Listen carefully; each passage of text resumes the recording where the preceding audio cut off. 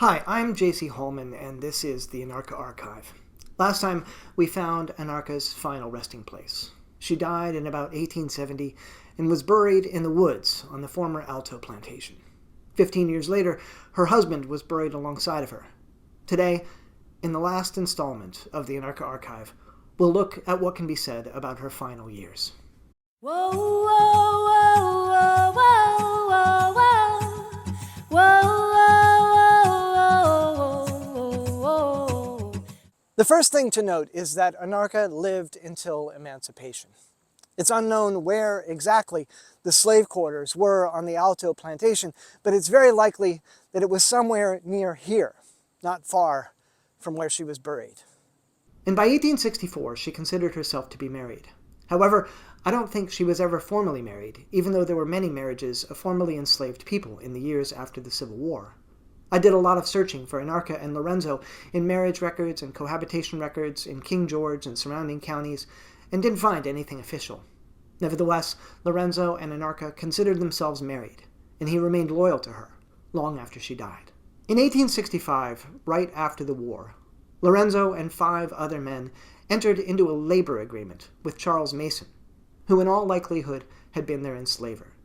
The contract stipulated that Mason would provide the land and all the equipment necessary to work it, and Lorenzo and the others would farm it, with a 50-50 split of profits, along with providing the Mason family with milk, firewood, and so on. It's a bit too much to go into here, but I eventually found evidence that the Mason home had burned during the Civil War. It's very likely that Lorenzo and the others rebuilt the home that the Masons continued to live in. Later documents show that Lorenzo worked about 100 tillable acres and controlled 500 acres of woodland. This matches perfectly with the former Alto plantation today. In 1884, Lorenzo had himself buried alongside Anarcha, right in the middle of those woods. Anarcha's death record indicates that she died of asthma. This likely isn't the case.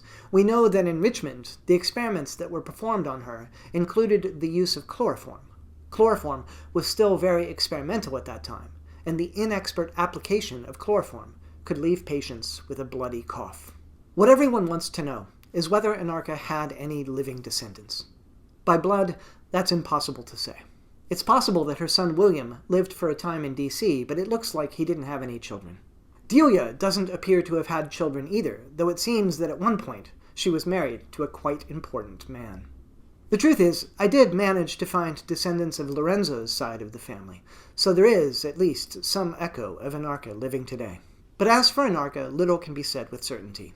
She wasn't ever fully cured. We know that for certain.